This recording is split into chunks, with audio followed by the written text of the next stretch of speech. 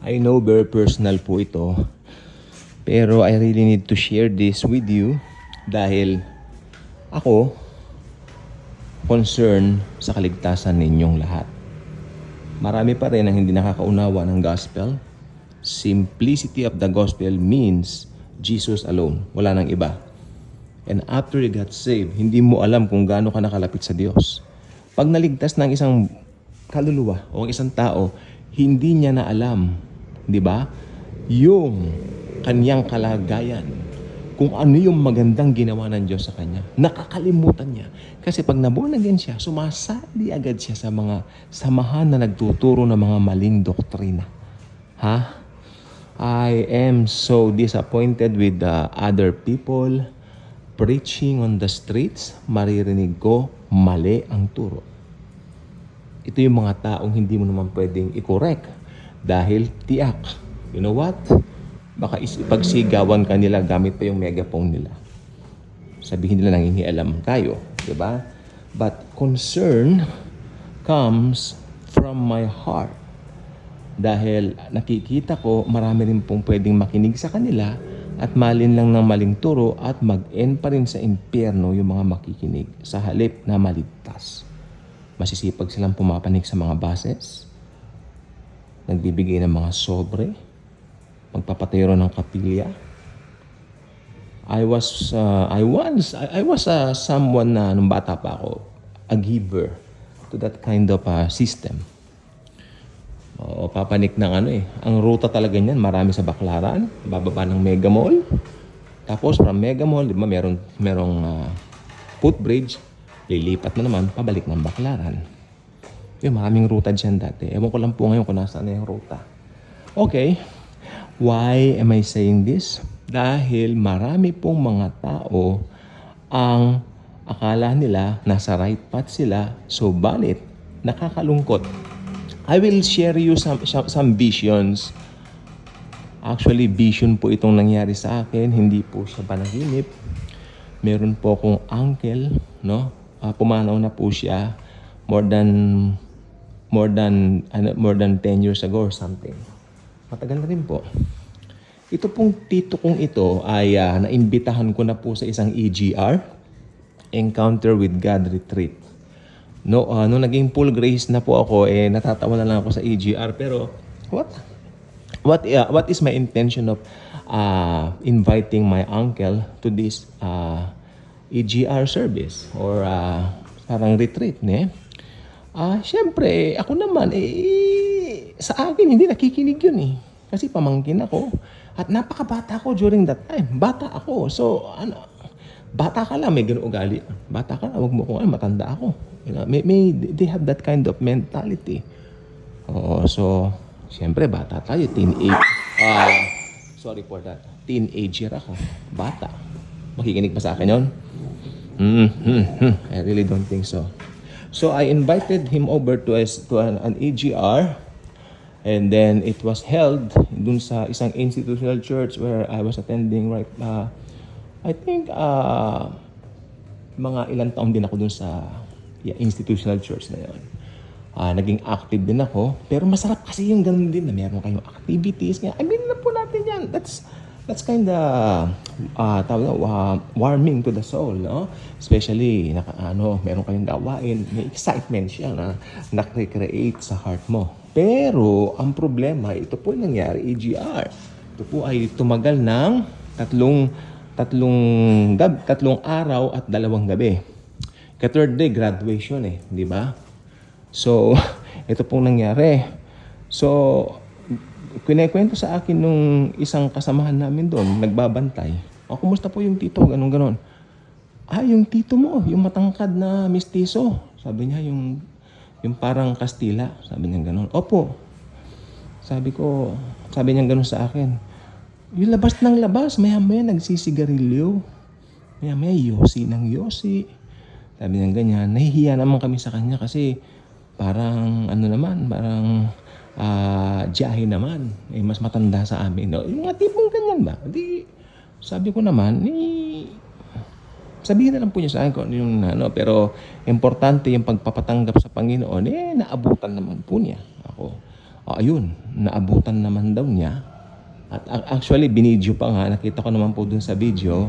Medyo, nakapikit naman siya habang ginagawa yung pagpapatanggap. Kasi mahalaga po sa akin yon. Dahil from there, talagang magkakaroon ng quickening ang puso ng isang tao pag pre-preach na yung gospel, no? At saka, by the way, yung institutional church na pinanggalingan ko ay nagtuturo po ng grace. Tandaan niyo po yan, ha? Meron lang ako mga bagay na hindi nagustuhan kaya umalis ako. Okay? Na hindi na maganda talaga. Hindi ko na matolerate. Okay, so yun. Pero sa doctrine, 100% maganda. Maniwala kayo sa akin. Grace yan. Okay. So, yun po ang may ilang reasons lang talaga. Hindi ko na po bakit mabanggit dito. Yun din ang reasons nung ilan na umalis na marami. Pero ako nauna. 'Di ba? Talagang doon pa lang yes, ginamit na ako Hindi ba? So ayan, ayun po nangyari doon. Ang uncle ko, nandoon, natutulog, air condition yung place na kanilang pinagdausan nito. Ganon, ganyan. Nagustuhan niya. Then dumating yung graduation niya. Siyempre, ibang kamag-anak namin pumunta bilang suporta. Nilagyan siya ng sampagita, nilagyan siya ng, alam mo yun, yung mga bulaklak. Binigyan ng ganon. Maganda naman yung graduation. Pero nakita ko, parang nakukulangan ako doon sa kung ano yung naging stay niya roon. 2 days nga, 3 days and 2 nights. No? Nakukulangan ako kasi bilang bata pa noon naman na ng palataya, tumitingin talaga ako doon sa outer ng pagbabago. So, sabi ko naman, baka naman nataniman na siya, importante. Pero, ang nangyari is this. Pag-uwi po niya, di ba? Pag-uwi namin, kasi sinunduan namin siya. O yan na, bumanat na ako ng tanong. Ay, Uncle, congrats ulit. Ano ba yung pinaka nagustuhan mo doon sa... Kasi hindi ko naman kasi nilinaw yung aking katanungan. Ang sabi ko lang, ano naman po yung pinaka nagustuhan ninyo doon sa retreat na ito na kung tawagin nga po namin ay EGR. Ay, masarap ang mga pagkain. Sabi niya, tsaka gusto ko yung air condition yung mahusay yung service ng air condition yung pinagtulugan namin. Mahusay kanya. Disiplinado kanya. Period. Yun ang sagot niya. You know what? Hindi na po ako nag-go further. Dahil sabi ko, itong uncle kong ito may ugali itong pag natatanong ko sa mga ayaw niyang ganong usapan. Until, ito na pong sasabihin ko po sa inyo. Ito po, vision siya. Hindi po siya yung tipong panaginip na ako'y natulog. Tapos, ako'y natulog. Tapos, hindi ba nananaginip tayo? It's not a dream. This is a vision. Vision. Yung vision, ito yung you are in daylight. You're doing something, whether you're in your workplace, ganyan. Nasa jeep ka, nasa bus ka. Sa kaso ko, nangyari ito sa bus. Pupunta ako ng mall. Hindi po ako natutulog, promise. And then, parang nakita ko bigla yung uncle ko. Buhay pa po siya dito, ha. Ganyan yung nasa litrato. Parang, parang pinipilit niyang makawala doon sa maapoy na place. Futuristic po yun. Kasi ngayon, Hades pa lang, di ba? Ano yun, kako? Nakita ko talaga. What is that? Buhay pa po siya doon. Siya nakita ko. Siya po nakita ko. Kasi yung ibang kapatid niya napatanggap ko. Umiyak pa nga yung ibang uncle ko tsaka auntie ko. Pero ito, parang, alam mo yun, pinipilit niya makawala dun sa maapoy na place na parang dagat. Pagkakita ka na ng dagat, di ba? Nasa gitna, tapos maapoy na. Gusto niyang makawala. Period. Ayun na nakita ko. Ano yun? Ako. Until after ilang months, namatay na po siya. Nung namatay po siya, busy po kami nun sa pagba-Bible study namin. At binalita na lang po sa amin from the hospital that he left already. Gabing-gabi pa naman yun. Nangangilabot kaya po ako, inaano ko yun. Paano yan? Then I consulted my former pastor.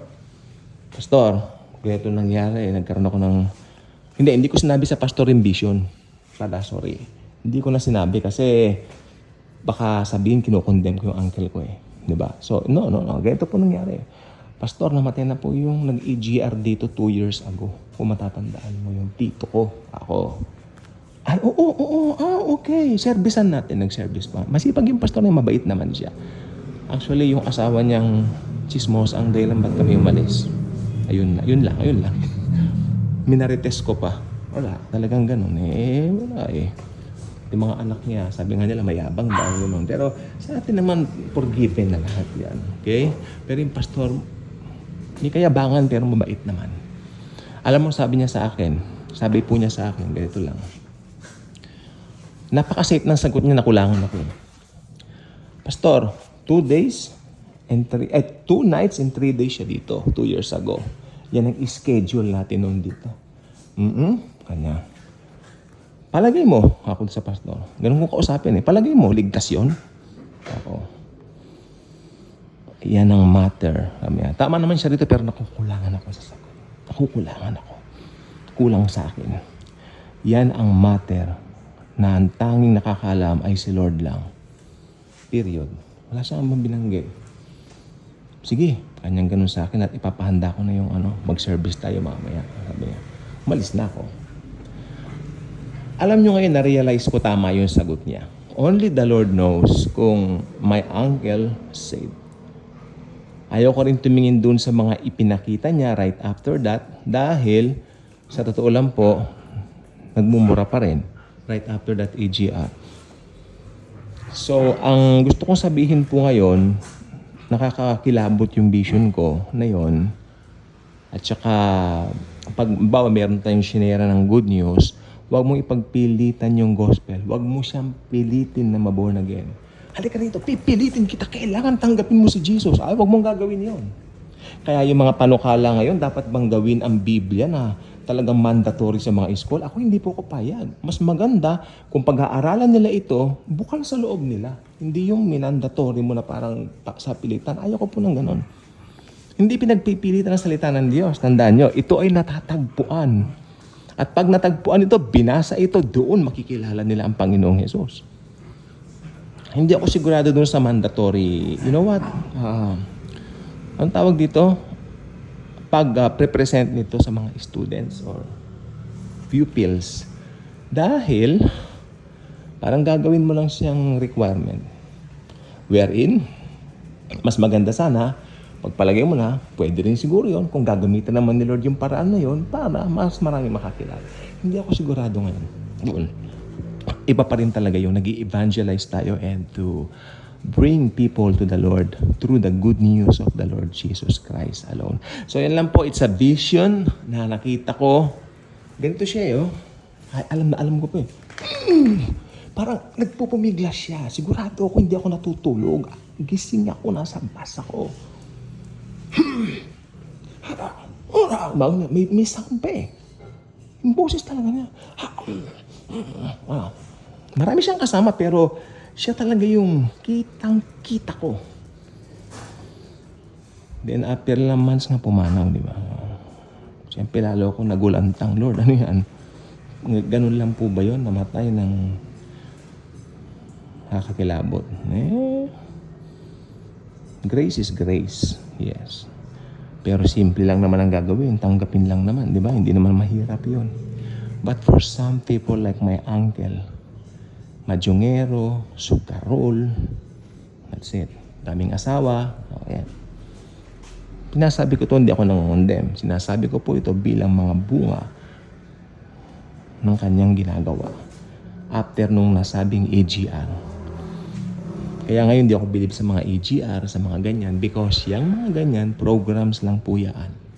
Iba pa rin talaga yun, nangaral tayo ng ebanghelyo, walang ibang itinaas, kundi si Jesus lamang. Bye-bye.